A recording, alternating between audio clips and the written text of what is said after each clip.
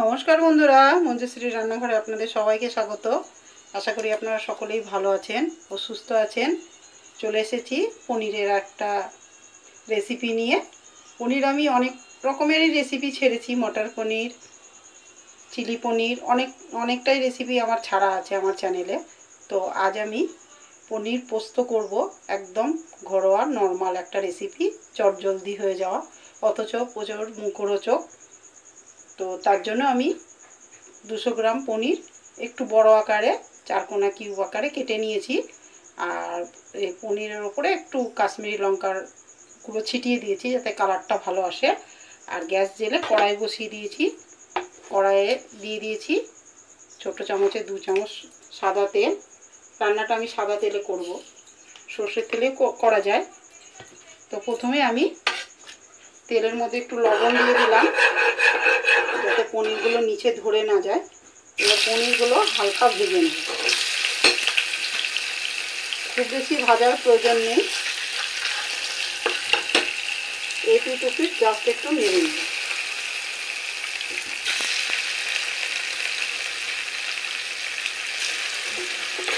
কড়াইটা ছোট, তাই একসাথে সবগুলো দেবো না, পুরোটা দিলেও অসুবিধা নেই। আমি সমস্ত পনির একসাথে এপিট ওপিট একটু নেড়ে নেব মিনিট দিয়ে। একদম সহজ একটা রেসিপি, চটজলদি হয়ে যায়।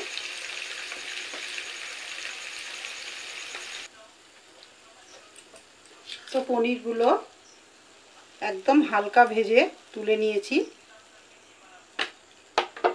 এবার ওই তেলটাতেই সম্পূর্ণ রান্না আমার হয়ে যাবে।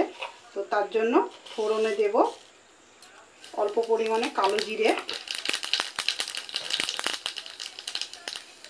আর একদম গ্যাসের আঁচটা কম করে দেব, যেহেতু পোস্ত দেব, পোস্ত দিয়ে করব, এখানে আর কোনো মশলা দেওয়ার দরকার নেই।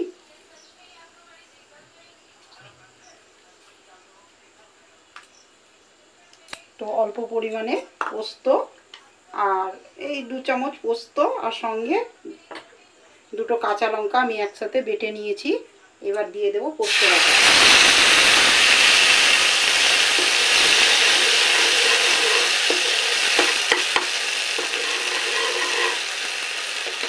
এই সময় দিয়ে দেব তরকারিতে যতটা লবণ লাগবে পরিমাণ মতন লবণ।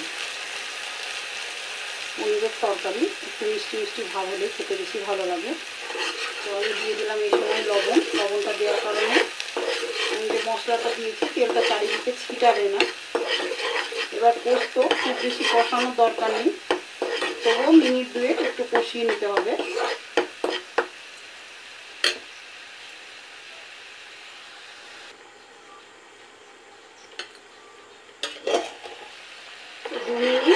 দেখুন বন্ধুরা, পোস্তটা একটু ঢাকা দিয়েছিলাম একটু কষানোর জন্য। তো আমি এখানে একদম চিমটিতে তুলে 1 চিমটি হলুদ দিয়েছি। আপনারা হলুদটা নাও দিতে পারেন, কেন পোস্ততে হলুদ না দিলেই ভালো লাগে। আর সামান্য পরিমাণে দেবো একদম 4-5টা চিনির দানা। চিনিটা আপনারা স্কিপ করেও যেতে পারেন, আমি একদম সামান্য দিয়েছি। মিষ্টি হবে না, কিন্তু সুন্দর একটা স্বাদ হবে। এবার এই সময়ে পোস্তটা যেহেতু নেড়ে নিয়েছি, এই সময়ে দিয়ে দেব 2টো চেরা কাঁচা লঙ্কা। লঙ্কাটা দেওয়ার জন্য একটা সুন্দর গন্ধ হবে। আর দেব অল্প পরিমাণে জল।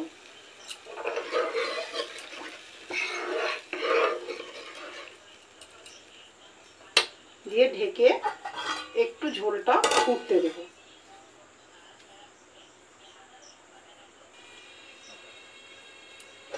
দু মিনিট ঢাকা দিয়েছিলাম। দেখুন বন্ধুরা, পোস্তের ঝোলটা কত সুন্দর ফুটে গেছে। পনিরটা আমি একটু গরম জলে ভিজালে খুব সুন্দর সফট থাকে, তো আমি গরম জলে ভিজাইনি, যেহেতু খুব হালকা ভেজেছি। তো এই ঝোলের মধ্যে একটু ফুটিয়ে নিলে আরও নরম হয়ে যাবে। তো এই সময় দিয়ে দিলাম সমস্ত ভেজে রাখা পনির। এবার পনিরটা দেওয়ার পরেও আরও 5 মিনিট ফোটাবো। এই রান্নাটা খুব তাড়াতাড়ি হয়ে যায়, অথচ খেতে খুব সুস্বাদু হয়। তো চটজলদি রান্না হয়ে যাওয়া একটা রেসিপি বন্ধু আপনাদের সঙ্গে শেয়ার করলাম। তো এবার ঢেকে আরও 5 মিনিট পনিরটা হতে দেব।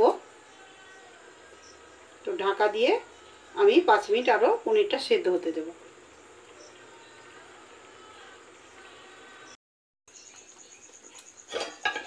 5 মিনিট খুব ভালো করে ফুটিয়ে নিয়েছি।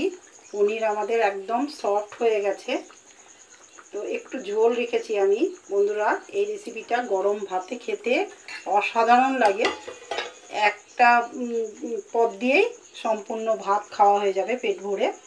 রুটি পরোটার সাথেও ভালো লাগে, তবু আমি বলবো গরম ভাতে খুব ভালো লাগে। পোস্তর আইটেম ভাতের সাথেই বেশি ভালো লাগে। তো আপনারাও একদম অতি সাধারণ 10 মিনিটে রান্না হয়ে যাওয়ার একটা রেসিপি। আপনারা অবশ্যই এই পনির পোস্ত রেসিপিটা একবার ট্রাই করবেন। আশা করি আপনাদেরও অনেক ভালো লাগবে। তো রেসিপিটা যেহেতু হয়ে গেছে, গ্যাস অফ করে দিলাম। এবার মিনিট 2 পরে আপনাদের পরিবেশন করে দেখাচ্ছি যে আমাদের রেসিপিটা কেমন হয়েছে। তো এই দেখুন বন্ধুরা, একদম সাধারণ পনির পোস্ত রেসিপি আমাদের রেডি হয়ে গেছে। চটজলদি এই রেসিপিটা হয়ে যায়। একদম 10 থেকে 12 মিনিটের মধ্যেই রেসিপিটা করে গরম গরম ভাতের সাথে দুপুরবেলার পাতে অসাধারণ খেতে হয়। তো বন্ধুরা, আপনারা একবার ট্রাই করবেন। আমি 1 চিমটি হলুদ দিয়েছি, পোস্ততে হলুদ না দিলেও চলে। তো আপনারা হলুদ না দিয়েও করতে পারেন, তাতেও স্বাদে কোনো তফাৎ হবে না। তো ফিরে আসবো আবার নতুন কোনো রেসিপি নিয়ে। বন্ধুরা, প্লিজ আমার পেজটিকে ফলো করে চ্যানেলটিকে সাবস্ক্রাইব করবেন আর বেশি বেশি বন্ধুদের মধ্যে শেয়ার করবেন। ফিরে আসবো আবার কোনো নতুন রেসিপি নিয়ে। সকলে ভালো থাকবেন, সুস্থ থাকবেন। ধন্যবাদ।